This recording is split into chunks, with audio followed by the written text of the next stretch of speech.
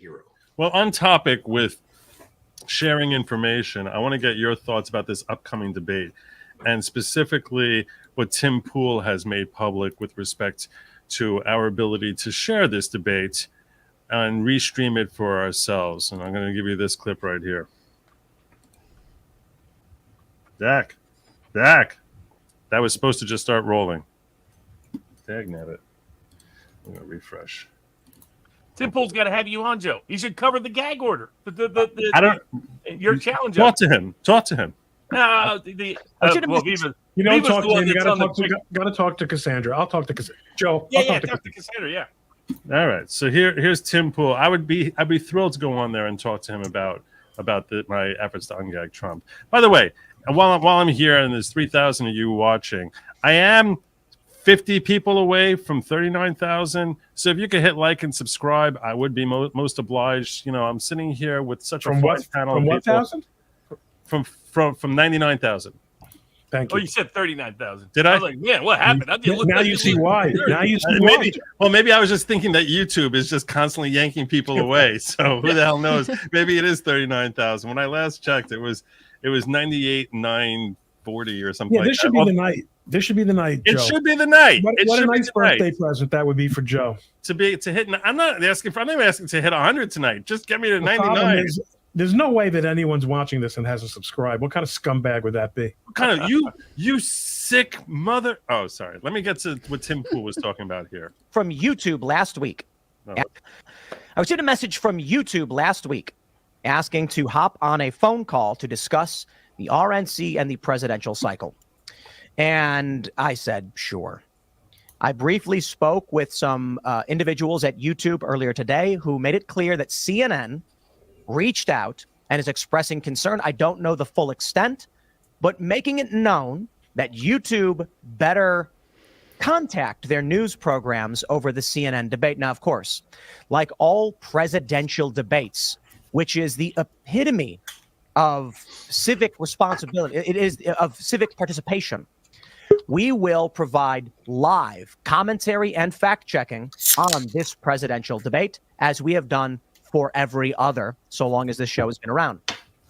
In a show of good faith, YouTube asked me to reach out to CNN to see if there was anything that they would be looking for in this regard, because apparently they are asking other networks who are doing the exact same thing to abide by certain restrictions. And I said, okay, I'll reach out. To which the immediate response was something along the lines of confirming we will not allow anyone on YouTube to use this outside of, CNN granting certain platforms, basically saying, you can't do this. And my response immediately was, commentary on presidential debates is the epitome of fair use. Hope that helps. This Thursday will be particularly interesting. I think that news is big. I can't really put that succinctly in 80 characters for a YouTube headline, but this is massive. That CNN is pulling this move. We saw something similar that Fox News had done. Fox had filed several takedowns on various shows, including ours, but they abandoned their copyright claims because this is unquestionably fair use. Yep. We have the two people running for the president of this country, one of them the current president, and we're going to fact check and we're going to comment and we are going to call them out in real time. Yep. If we can't do that, if no one else can, then that's severely limiting civic participation, and it's allowing a biased network that in the past has likened Trump to Hitler to control who can and cannot fact check this man. And as we know, with special rules for this debate, they are seeking to control that narrative. And I believe that is exactly why they reached out to YouTube and why YouTube reached out to me, because they don't want anyone to break their narrative. That's the dirty game they're playing. It's going to be a fun Thursday. So there you go. Now, I certainly had been planning on restreaming this, as I'm sure perhaps others of you were as well. I don't know. But I'm certainly planning on streaming this. I announced that I will be streaming this. I'm certainly going to be streaming it on Rumble and on X. I assume that each and every one of you is in agreement that CNN is way out of bounds here. If any of you disagree with that, feel free to raise your hand as far as that they're acting within the... What's CNN? I definitely...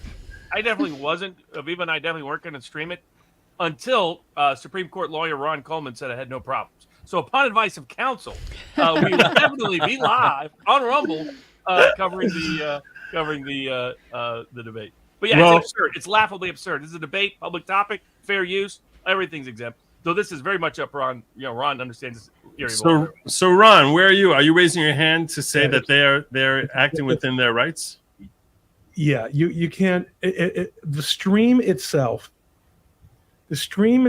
in its entirety cannot be fair use. Can never be fair use to use an entire work, ever. That is just, when you look at the fair use factors, what you do, you're violating 2 of the 4 components of fair use that way. One of them is the percentage of the work being used, and another one is how will your use affect the market for the original seller. People don't have to watch on CNN if they watch on Good Logic, and they don't have to, and you're also using the entire work. Even remember, it's a flexible formula. So even though the other factors militate very strongly in favor of the arguments that you've all made, which is that yes, there is, it's commentary and news, which is like, the gold. It's the most important component of it. It's the part of fair use that the First Amendment, that has the closest link to the First Amendment. It's problematic. I think I say all this with a very firm belief that copyright law is an absolute train wreck, and what YouTube has done to copyright law and with copyright law has turned that train wreck into an ammonia spill train wreck. It's an absolute disaster. And since we have a completely dysfunctional legislative process in the United States now, I don't think I'm going to live to see it solved. It seems like there's copyright on YouTube for special privileges with or people that have a lot of deep pockets. But I have one question, if you don't mind. And Joe, and Hi, Valiant Ron, Renegade. This is Valiant Renegade. Do you guys all know Valiant Renegade? Anyone here? I don't. I do not. Except for you and Ron, I don't think anybody else on this panel I've actually met. So it's very nice. And happy birthday, by the way, Joe. Thank you so much. Valiant Renegade, as you can tell, just in his opening words here, is not just the envy of the podcasting world for his speaking voice, but he happens to have a phenomenal podcast which really focuses. I'll let you do the 30-second pitch as far as what your channel is about, because he's not an attorney. I wasn't coming on here to pitch, but except for let's get Joe to 100K, please. I mean, we're way past due on this. I mean, we can make it happen. So, well, I appreciate that. No, but I put Hollywood through the business and financial lens of reality. That's our spiel over there. Been 20 years in the financial planning industry as a professional, running a private practice, and love talking about movies ever since I was a little kid with my dad. So we put the two together. So we cover a lot of the Hollywood and pop culture stuff from the business and financial side. Like, we kind of made it famous on YouTube to live stream Disney earnings calls as they were going on. We have way more people watching us on YouTube cover the earnings calls of the big Hollywood companies than actually watch them on their actual shareholder websites. So it makes it entertaining. But I had a question about this. It's fascinating what you say, and I understand completely, Ron. I mean, if you just restream something start to finish, unchanged, unencumbered, that would be a reasonable copyright violation in my layman's judgment. Infringement. Yeah. So what is, or is there, as you stated, their copyright law is kind of a mess.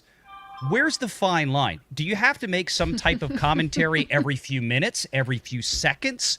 And I know that's kind of a loaded question, right? And I'm curious as to what your professional read on that would be. Like, where would Tim Pool have to draw the line? Once you're streaming the whole thing, all the commentary in the world is not going to make a difference. I have questions. Really? I have questions. I have a lot of. I This have is a lot not of questions. this is not legal advice, by the way. This is why I asked. Ask your local Orthodox rabbi. I mean, ask your local qualified intellectual property attorney. That's Dr. Fauci. With all It due could be respect, me if you want, but you might not like the answer that I give you. I mean, the comparison that for Ron, for people out there is think about sporting events, right? If you see people that quote live cover sporting events, they won't actually rebroadcast the sporting events. They'll be their live show where they're talking, where it's just them talking. So somebody else is watching the sporting event on their own channel, and then they're giving you their commentary live, but they're not rebroadcasting the original stream. I can't see how a sporting event and a presidential debate. That's the key question. Does that elevate it into a new First Amendment terrain that can change copyright? Well, it's true that this presidential debate will involve more performance-enhancing drugs than a professional sporting event. So I see this. Kudos, sir. Well done. Well done. But I'm going to ask. By the way, you can bet on that. You can bet that what would happen if Joe Biden was drug tested. And you can bet on the 32 different drugs he would, and the most popular one is Adderall, actually. 30 of 32. What's wrong with Adderall? Yeah, I'm just gonna first sound the horn for N-Doug and acknowledge her. Happy birthday, Joe. Hi, Ghetto. Thank you so much for the birthday wish. I didn't want to lose. She sent that a while ago, and I meant to get to it. I wanted to just throw back at you, Ron, here a question, which is. What? I just wanted to come in and say happy birthday. That's all I wanted to do. No. Intellectual property lawyer. Got to pick your mind when we can. Come on, get me up to 12,000 people for Joe's birthday. There you go. Yeah. There we go. My question is this: if they incorporate after their own commentary at the end of it, so now I am not restreaming, and I say I don't give a damn about the idiocy that they're going to spew there. So can I now not argue that their broadcast, looking at it as a collective, is this question and answers from these candidates and CNN hosts, and together with their commentary on it, and that I'm not restreaming the entire thing if I cut their commentary out and I only have the question and answer portion of it? The work, when we talk about what is protected by copyright, it's something called a work. And what a work is, first of all, we're lawyers, so unlike goat farmers, we don't really know what work is. But as defined by copyright law, a work is a tangible manifestation of creativity. So one of the outrageous things that I wrote about years ago on the old Likelihood of Confusion blog was the way the Martin Luther King Foundation has enforced the rights in the I Have a Dream speech, which the speech itself is not actually the subject of copyright, but the recording of MLK giving it is, because it was recorded on film, and that's a tangible. Now you could also you could have recorded it as a as a speech. I mean, protected it by copyright, registered it. I don't think that he did. So you can quote it, and that would be fair use certainly if you did quote it. But they have been able to prevent people from playing that recording that almost all of us have heard at one time or another during our lives. The work in this case is the recording. In other words, you're making a very interesting distinction between sort of the main players and the reporters. But the fact is, it's the stream that is the work. It's the stream that is the work. So, and by the way, a very large part of the value of the stream is in the liveness of the stream. And that would go to the component of affecting the market. And by the way, so, I don't know exactly how these deals are made, and Valiant maybe comes closer.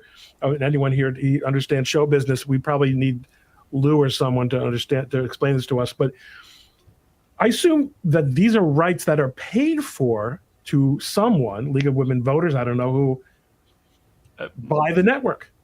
It wasn't. It was the quid pro quo that Biden said, "I'll participate in your debate if you broadcast it, and that's it, but there was no monetary consideration paid.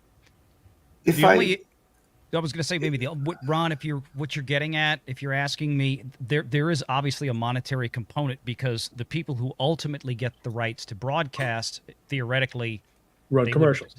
they run commercials and seek damages, right? So if CNN, the way it typically works is they will sell a sponsorship or certain ads for an event like this, which tend to be more limited, which also means the price of those ads in conjunction with the audience that they would expect is going to be much higher. It's just like And selling let's face ads to it, the Super Bowl. if you anyone who streams it, you're going to absolutely use those ads as an opportunity to cut out of the stream and riff for 10 minutes during the break.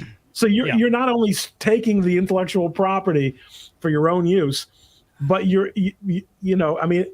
so if I understand correctly, what would differentiate that between, this is LawTube after all, between the rest of us streaming law and crime or court TV trials? That was my next question. Yeah, We have here's- good case well, law It's because of on the court proceedings. Court And proceedings cannot be copyrighted. Oh, I see what We you're saying. have Okay, good okay, case okay. law It's- on that. And now, So- A that's the debate like that's this the- is still considered a professional television production, like Well, a live yes. sporting event. Well, that's my You know. question for Ron. Because it's a presidential debate, is there an argument that the First Amendment issues that Public are kind of consumption. uniquely implicated? It would be public quite interest? novel. It would be. I don't know It if would this be precise novel. question has been tested before. it's an argument that deserves merit. Do but you want unless to make Congress, that law?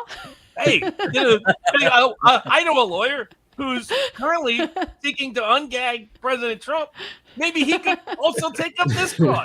He can do it too. You can be. That does seem pretty. I that think does it's a seem- great point, Robert. I think it's a great point because it is. There's so much of an equivalence there between these are our governmental processes. These are things that are supposed to belong to we the people. And so Yes. for some, producer, some broadcaster to have a monopoly over that and to be able to control the discourse in that way it's very disturbing and it does And Congress interfere with the Congress public's should ability amend the to Copyright participate. Act, and that's what would have. That's what it would take. Yeah. Congress should amend What the about Copyright Act. what if it Yeah. was PBS that was hosting it? That's what I was about to say. If there was a public broadcasting It entity, would. in theory, I mean, It wouldn't make maybe any difference from a They copyright. would still own the copyright. It wouldn't matter. It would just They- be a Could question you of would argue they then- enforce it? Would they could have you different argue then- policy preferences? Could you argue then that there's a monopoly in place on presidential debates between? Well, Robert Kennedy's already filed a federal election complaint on those grounds that this is in effect an in-kind campaign contribution to the Biden. it seems campaign. ludicrous. It seems The absolutely FEC ludicrous. has said there's plausible basis for what's going on. It's because what Ron was referencing earlier is traditionally these debates were sponsored by a presidential commission. There was a whole structure. This is the first one that isn't. This one is just the Biden campaign saying we're going to set the terms and conditions and we're going to choose the exclusive broadcaster. Way And to go, DNC. All right, so libertarians, you guys were all very libertarian about a half an hour ago about driver's licenses and law licenses. All of a sudden, we want free stuff. We want CNN to pay for the electric Yeah, and pay for exactly. the talent. Pay for They're the Commie talent. News Network. They're the Commie News Network. I have to wonder if probably the conversation with CNN, I mean, knowing what has happened in the past, Fox might probably do the same thing at some point when they host a debate, because they look at it like, okay, we sold, let's just say, we sold $100 million worth of sponsorships and ads for this presidential debate. And when you do that, you promise these advertisers you're selling it at a rate because you expect X number of people in the audience. Well, if half of that audience doesn't show up because they're watching it being rebroadcast by somebody else or somebody more talented than CNN. That too, on YouTube and all this kind of stuff. I mean, then there's going to be a financial impact to CNN or anybody else hosting that debate for sure. And I'm sure they probably told YouTube, hey, we want the stream shut down. Or, maybe they told YouTube, they'll told Google, hey, your responsibility is to take care of this copyright stuff. We're going to come after you, Google, if you don't. And we lose and we have to give up $50 million back to advertisers because we didn't give them the expected audience Well, because they were all now watching we're coming it here. out to Section 230, though. Section 230. and I will Which tell never you, seems to get applied. well, it's always no. It's always applied. It's At always their best applied. interest. And but the safe harbor is always found to exist. And I've litigated this in multiple circuits and fallen on my face multiple times because judges just love this idea that platforms are just really basically exempt from any responsibility. There is no level of knowledge of infringement that a court in certainly the Ninth or Second Circuit will ever acknowledge is sufficient to exclude liability for YouTube. I mean, it is gross. Now, I think this might be an argument for the old law and economics school of efficient breach. If you're Elon Musk, if you're Rumble, Chris Pavlovsky, maybe even if you're Tim Pool, that you would profit more from committing the copyright violation than you would have to pay in a lawsuit from the copyright violation. And a range of benefits that may flow to you. And the efficient breach school is that you should breach the law when it's economically efficient to do so under the law. One interpretation of the law and economics school out of the University of Chicago. Well, Elon Musk has actually gone on X and said that he will allow people to restream this on X. And so I plan on sharing this on Rumble and on X. And based on advice of counsel, I'm not going to be streaming it on YouTube because you don't have to worry about I heard something totally different. I heard Ron say, he's going to let it happen. you can totally do it. You know, They'll do with what any of us decide tonight. advice of counsel. I did 2 and said misleading. Well, if you want legal advice, listen to me. Just do what you want, guys. Just do what you want. Everything will work out just Now fine. let's talk about goats. let's talk about those law licenses again. You can totally stream it on YouTube, Joe. It's just that nobody will see you streaming it on YouTube Or anything else. They'll have a black screen up there on your live show 2 minutes into it. I guarantee. They did it to me playing a music video on a member stream, an old Eric Clapton song. I mean, it was on a member stream, a non-monetized Music. live They stream. will kill it's you insane. on music. They've gotten a lot harder on it. Yeah, this And was this a is fair non-monetized use. member stream. Yeah, You know, divorced. Then what struck us when I mentioned what was on a Vice show, and I didn't even broadcast anything from the Vice show, but because I referenced it, it got flagged in the algorithm, and they blocked the show. Thank you. We haven't had enough pedo references or something like that on this stream. That's I'm great. so glad I missed that part. Joe, I wish I could stay, but I gotta finish some work tonight. I just wanted to I hop appreciate in you and say happy popping by. birthday. I'm sorry Thank I you didn't so see it much. earlier. I kept looking in Twitter DMs, and I'm like, I guess maybe he forgot. I don't want to bug him. You know, And then Joe I has looked this and annoying I habit of I said sending. I was going to send it to Twitter, and then I ended up sending it through. How do you send a StreamYard You link? texted it a to me. text? So now I have to then copy and paste it into WhatsApp so I can get it on my desktop. Oh no, I could just memorize it. You know what? I think I've sent Joe probably 15 messages on Twitter. I don't think he's seen a single one of them. Not one. There we go. You have to do what I do. You send Joe something on Twitter like a StreamYard link, and then you pick up the phone. Joe, check your DMs, man. This is literally what I have to do. He literally does. It's like Thank he'll wake me up I on a was- Sunday at 2:00, and I'll be like, "Oh my god, it's 2:00." had to- He's like, "Are you coming? Are you coming?" And I'm like, "Oh crap." I DM'd him something the other night. He was covering something, and I DM'd him like, you need to look at this while you're talking about it. He was trying to figure it out, and I had to text him, and he didn't see that. And then I super chatted him. I thought, Joe, would you please, in the super chat, would you check your texts? I got to keep going around, man. Imagine what an amazing. I'm sure Joe never occurred to Joe that might happen. Yeah. Well, he is 54, y'all. Cut him a little bit. I was only today. I wasn't 54 when all this happened. But it's only gonna get worse. The magic number. It's those senior moments are only gonna become more common. So you're telling me though, I'm just so I have a final takeaway here, Ron. You're telling me, do not do this on YouTube. You don't even have a legal base. I don't have a legal basis to it. Valiant's point is the salient one. If you do it, you're going to get blacked out, and you're going to and the extent to which you are otherwise sanctioned remains to be seen. And you will have no recourse, A, because YouTube always wins in court, and B, except for the dancing baby in the background case, and B, because you shouldn't win in court. Wow. Wow. That's harsh. That's harsh. Now that it doesn't mean that you can't. I mean, I think there might be creative ways of doing this. Rumble. Well, that's a different that I can't speak to. I mean, I think it's still a copyright infringement. I don't think that you're going to get sued by CNN.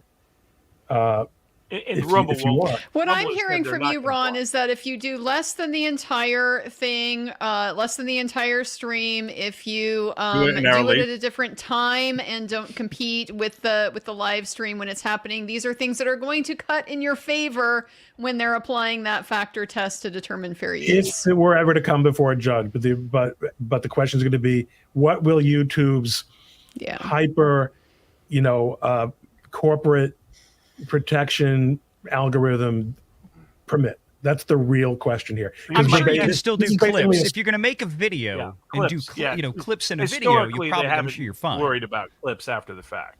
They're, Yeah. they're obsessed with having live control. And I think that's what Yeah. that plays into what Allegan's asking here about the Sargon case affecting fair use and the CNN debates. He's another one. If Sargon can do under fair use, CNN is a-hole. I think that Sargon, what he specifically did was that he didn't use the entire stream. He diced it up and turned it on its head He by used part of basically it. He used part a whole clip, and that was her argument. But the whole clip was effective parody at how he restructured it. just by the label, he called it SJW levels of self-awareness, which was clearly mocking who she was as a person. So parody, I think, and he did not use the entire work. So I think that is a very important distinction as to why it got dismissed. Because even in their complaint, they admitted that he was mocking her. So that's Also, why she probably economically gained from it. She was economically hurt by her. All right, guys, listen, I got to finish this stinking brief. I'm out of here. I'm going to provide Thank you. cover for Valiant to bail also. Nice meeting my new friends It was and a meeting pleasure. Andrew after all these It was years a of being pleasure, mutual Ron. follows. Joe, happy birthday, you nut. Thank you, brother. Thank you night. so much for everything. Ron Coleman, guys, make sure you sub up to him. He's awesome.